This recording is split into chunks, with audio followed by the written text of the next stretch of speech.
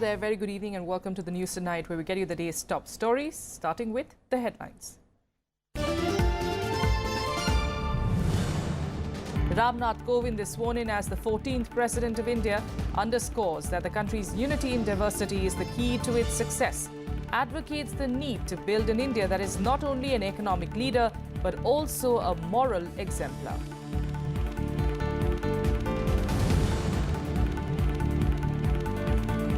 Defence Minister Arun Jaitley assures Rajya Sabha that the Indian Army is sufficiently equipped to defend the sovereignty of the nation, allays concerns of members over remarks in the CAG report.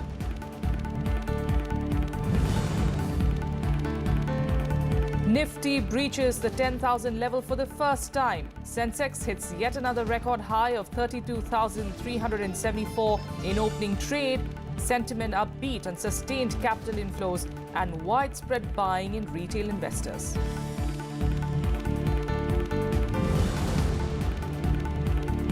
And Prime Minister Narendra Modi undertakes aerial survey of flood-affected areas of Gujarat.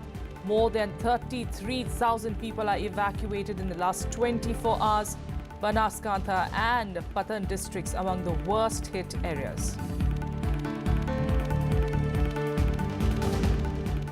Our top story this evening, Ramnath Kovind was today sworn in as the 14th President of India, and in his first address to the nation, he recalled his days as a Member of Parliament and said that India's unity in diversity was the key to its success.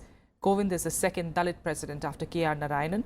Outgoing President Pranab Mukherjee, Vice President Mohammad Hamid Ansari and Prime Minister Narendra Modi were among those present at the ceremony.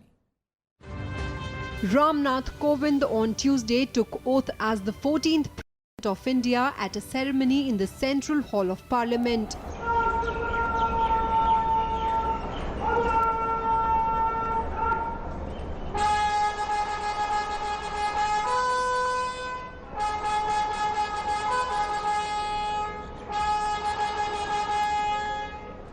He was administered the oath of office by Chief Justice of India J.S. Kheher.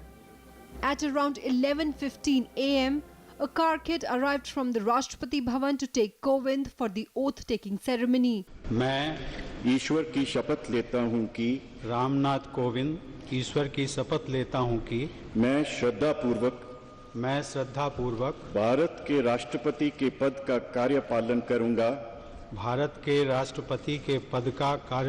करूंगा At the presidential palace, Kovind was accompanied by his wife Savita Kovind and outgoing President Pranab Mukherjee. A 21-gun salute was also given in honor of the newly elected president. Vice President Mohammad Hamid Ansari, Prime Minister Narendra Modi, Lok Sabha Speaker Sumitra Mahajan were among those present. Soon after taking oath, Kovind said he was honored to be sworn in as the 14th President and will carry out his responsibilities with all humility. In his first address after the swearing-in, Kovind said India's unity in diversity was the key to its success. The new president advocated the need to build an India that was not only an economic leader but also a moral exemplar. मैं इस महान राष्ट्र के 125 करोड़ नागरिकों को नमन करता हूं और उन्होंने मुझ पर जो विश्वास जताया है उस पर खरा उतरने का मैं वचन देता हूं। साथियों, देश की सफलता का मंत्र उसकी विविधता है। विविधता ही हमारा वो आधार है जो हमें अद्वितीय बनाता है। इस देश में हमें राज्यों और क्षेत्रों, पंथों, भाषाओं, संस्कृतियों, जीवन शैलियों जैसी कई बातों का सम्मिश्रण देखने को मिलता है। हम बहुत अलग हैं, लेकिन फिर भी एक हैं और एकजुट हैं। The president said while India had achieved a lot as a nation, the effort to do more and do better should be relentless. Kovind also made special mention of women and their role in nation building. अब स्वतंत्रता मिले 70 वर्ष पूरे होने जा रहे हैं। हम 21वीं सदी के दूसरे दशक में हैं। वो सदी जिसके बारे में हम सभी को भरोसा है कि ये भारत की सदी होगी। भारत की उपलब्धियां ही इस सदी की दिशा और स्वरूप तय करेंगी। हमें एक ऐसे भारत का निर्माण करना है जो आर्थिक नेतृत्व देने के साथ ही नैतिक आदर्श भी प्रस्तुत करे। हमारे लिए ये दोनों मापदंड कभी अलग नहीं हो सकते। Before going to the ceremony, the new president and the first lady also offered their respects to Mahatma Gandhi at Rajghat. Bureau Report, Rajya Sabha Television.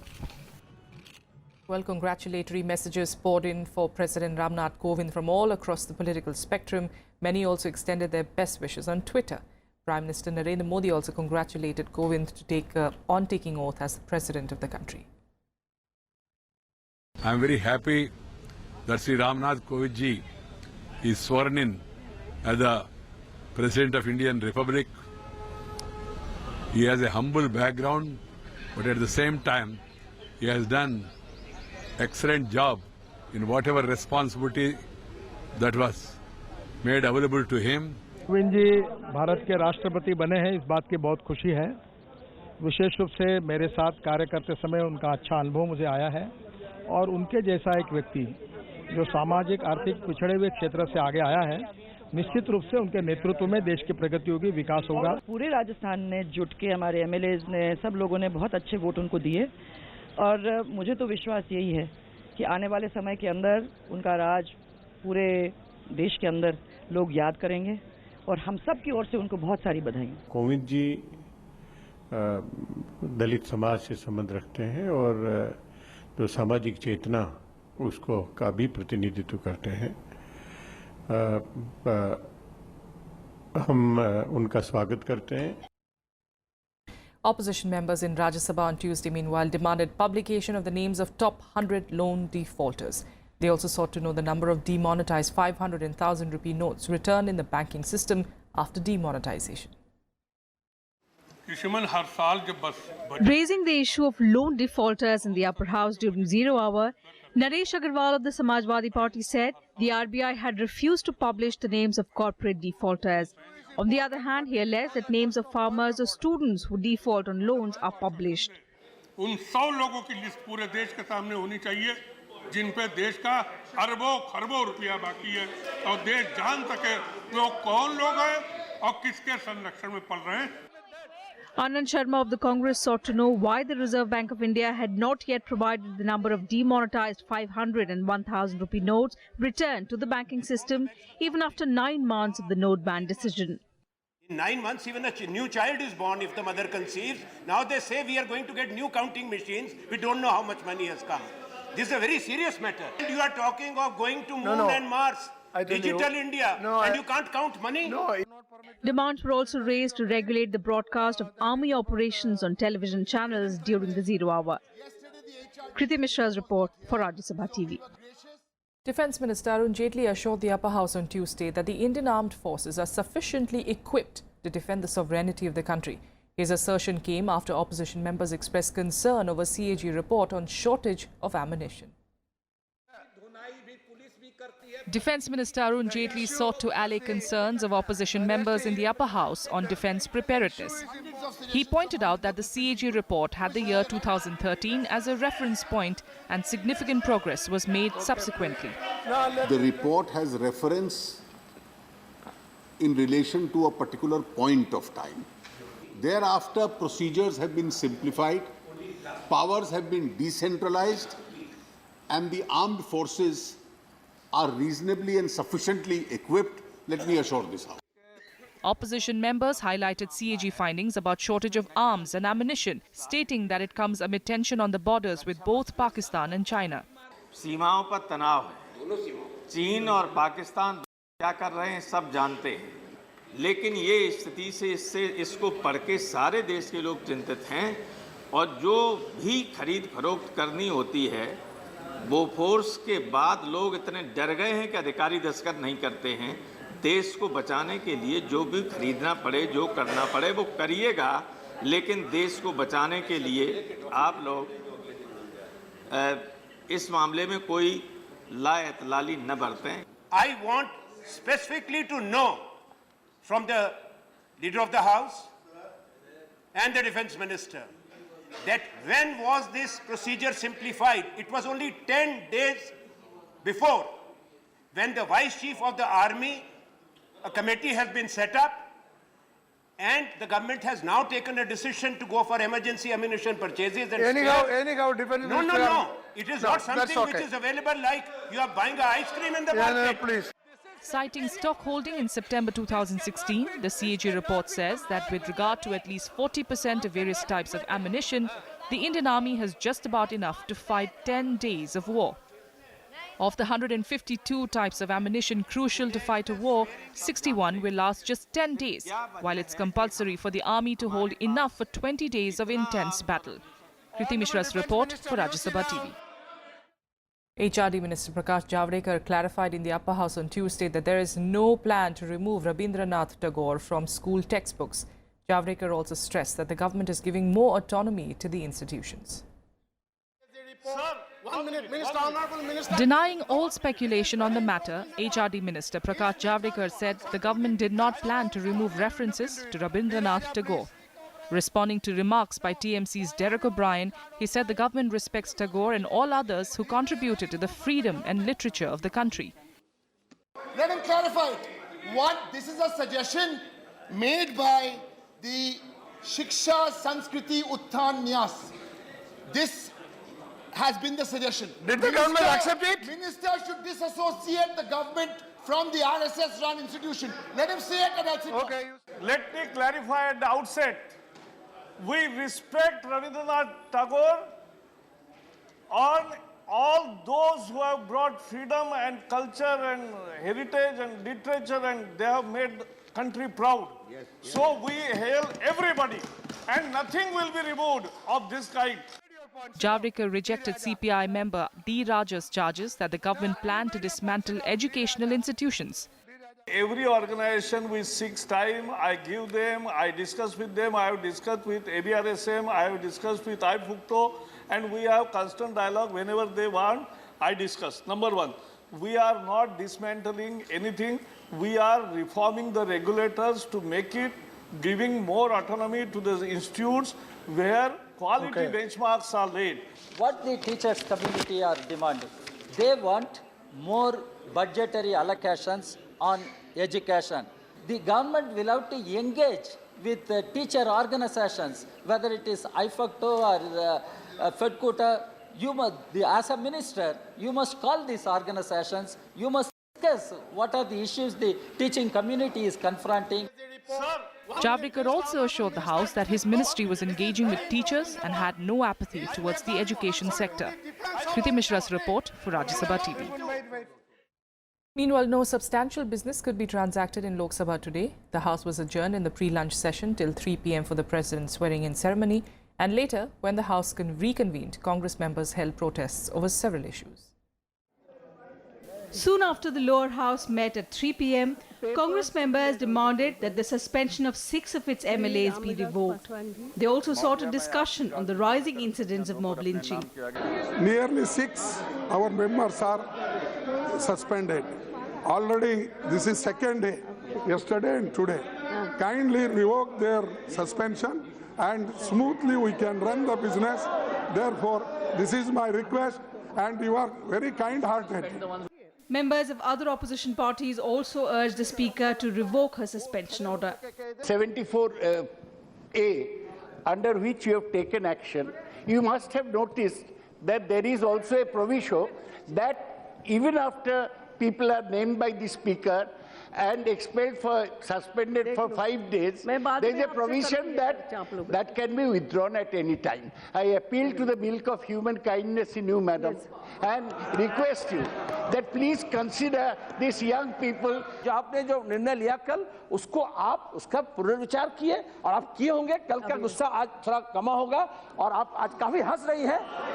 आप हंस रही हैं. मैं समझता हूं हमारे उन सदस्यों को जो आपने जिसका निलंबन किया उसको आप प्रत्याहार कीजिए और सदन को सही ढंग से चलने का मौका दीजिए. Parliamentary Affairs Minister Anant Kumar, however, demanded to know from the opposition whether they approved of such improper conduct towards the chair. यदि मल्लिकार्जुन खड़गे जी को लगता है यानी कल का घटना जायज है, यानी ऐसे पेपर फाड़ करके फेंकना, गोले बना करके सभाध्यक्षा के ऊपर फेंकना, एक महिला सभाध्यक्षा के ऊपर फेंकना जायज जैसे उनको लगता है, वो खड़े होकर के कह दे ये संसदीय परंपरा है, संसदीय परंपरा के हिस्सा है। हमको नहीं लगता ये संसदीय परंपरा का हिस्सा है। As the noisy scenes continued, the Speaker adjourned the House for the day. With Ravindra Sharan, Bureau Report, Rajya Sabha TV.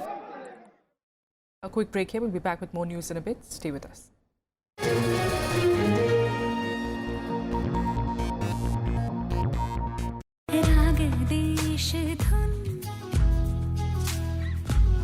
गा रही है पवन, ठहर के बोले समय, अमर है देश मेरा।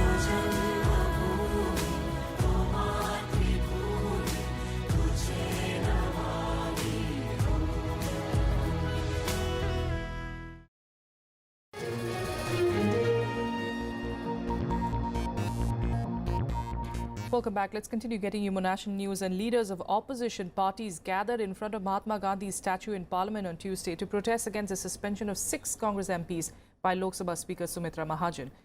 Party Vice President Rahul Gandhi, Congress leaders said that its MPs were only attempting to raise the issue of rising mob lynchings and that the opposition is being stifled by not being allowed to speak. They also alleged that the Speaker had acted under pressure from the ruling BJP. The Lok Sabha Speaker had suspended Gaurav Gogoi, K. Suresh, Adhir Ranjan Chaudhary, Ranjit Ranjan, Sushmita Dev and M.K. Raghavan on Monday. The opposition MPs had disrupted the Lok Sabha during 0 hour, trooping into the well of the House and flinging pieces of paper towards the Treasury benches and the House chair. Mahajan said that they undermine the chair's dignity, but the opposition claims they are being targeted. बिना वजह से हमारे 6 members को suspend किए हैं।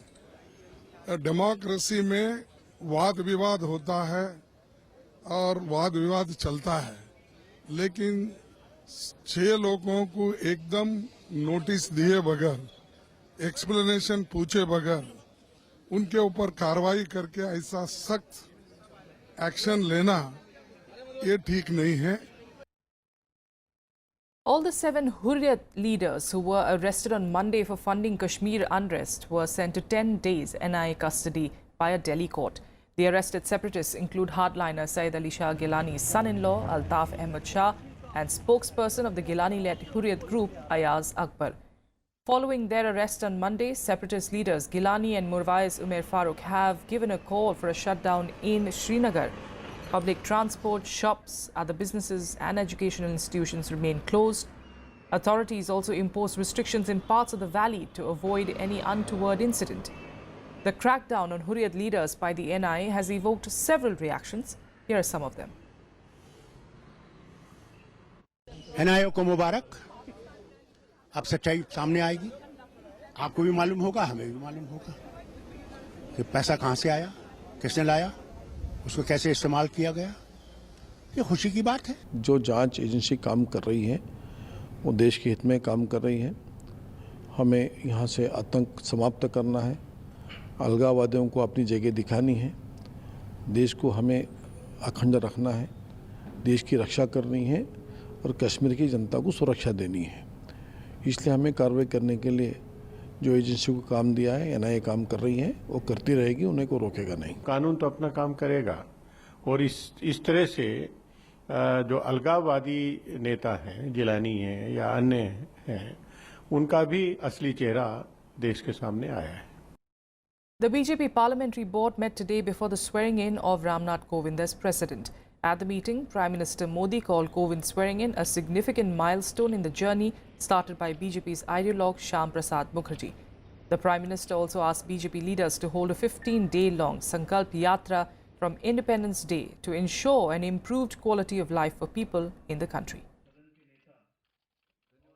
हर तहसील, हर जिला, हर क्षेत्र में, हर शहर में 3 विषयों के बारे में आम जनता की जिंदगी में एक सुधार लाने का संकल्प करें। एक गरीब कल्याण, सामाजिक समरसता और सुशासन। In more national news, the Nifty breached the 10,000 level for the first time since the Sensex hit another record high of 32,374 in opening trade today. The 50-issue Nifty breached the historic 10,000 level by gaining 44 points or 0.45% to trade at an all-time high of 10,011. Brokers said that sentiment was upbeat on sustained capital inflows and widespread buying by retail investors. The Sensex also climbed 128 points or 0.39% to trade at a new record high of 32,374. Expectations of a rate cut by Reserve Bank next month is also supposed to have boosted sentiment as participants indulged in raising their bets. Prime Minister Narendra Modi today conducted an aerial survey of flood-affected areas of Gujarat. The Air Force has been pressed into service in Gujarat and neighbouring Rajasthan, which has also been ravaged by floods. Here's a report. Prime Minister Narendra Modi made an aerial survey of the flood-affected areas of Gujarat, where around 33,000 people had to be evacuated in the last 24 hours. Earlier, Gujarat Chief Minister Vijay Rupani met the Prime Minister to apprise him of the situation. The flooding affected Banaskantha and Patan districts, prompting authorities to declare a statewide high alert. 3 Indian Air Force helicopters were deployed to airlift stranded residents to distribute food packets. An Indian Army column was also pressed in to rescue people using boats. However, hundreds of people are still waiting to be shifted to safer places.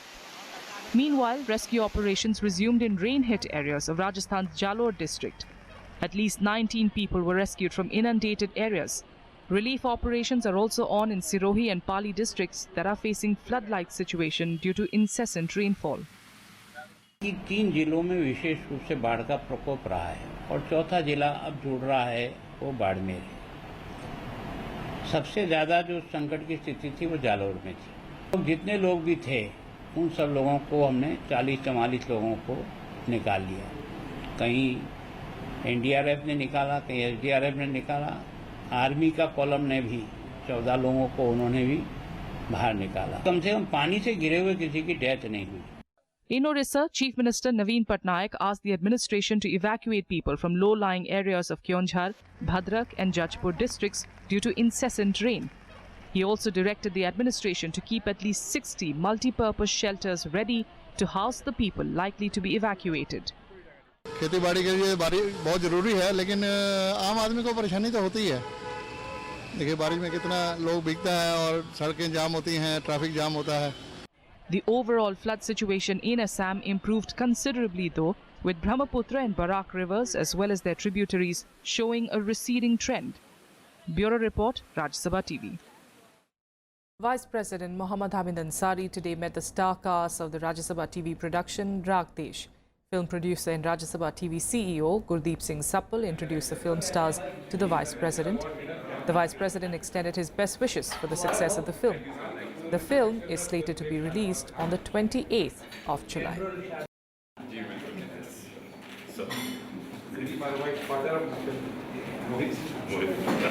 With that, let's take you through some more updates from across the country in Nationwide. Renowned scientist Professor Yashpal passed away at his residence in Noida in Uttar Pradesh.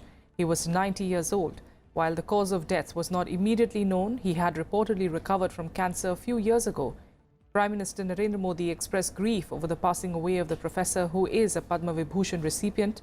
The Prime Minister said that India had lost a brilliant scientist and academician.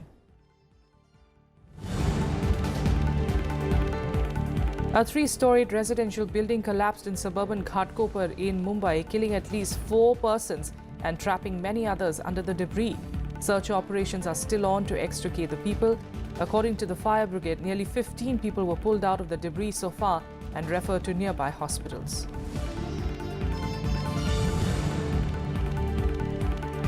A portion of an almost century-old building collapsed in Kolkata and a few people are feared trapped. Police officials said that there was no immediate report of any injury, but residents managed to rush out of the 10 Mirror Street building in central Taltala area when the collapse took place.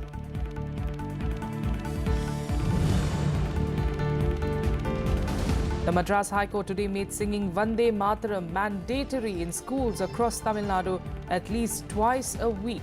However, Justice M.V. Muralidharan said that any person or organization who has difficulty in singing or playing the song shall not be compelled or forced to sing it, provided there are valid reasons to do so. And here are some international news updates now in Global Buzz. Residents of Lahore were in a state of shock a day after a suicide bomber on a motorcycle killed at least 25 people, many of them police. At least 52 people were injured in the blast that occurred while police were clearing out street vendors in the center of the city. The bombing was claimed by the Pakistan Taliban.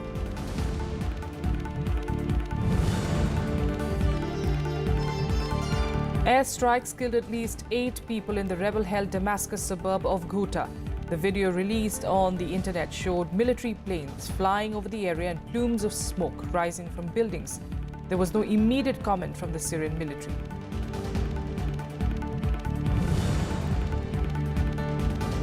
A speedboat capsized off Indonesia's Borneo island, killing at least 10 people with several others believed missing.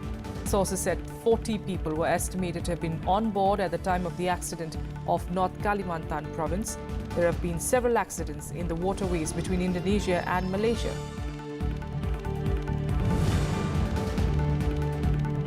Israel decided to remove metal detectors it had placed at the entrance to a holy site in Jerusalem's Old City and replace them with smart, less obtrusive surveillance means. The spike in tensions and the death of 3 Israelis and 4 Palestinians in violence triggered international alarm and prompted the UN Security Council to convene a meeting to seek ways of calming the situation.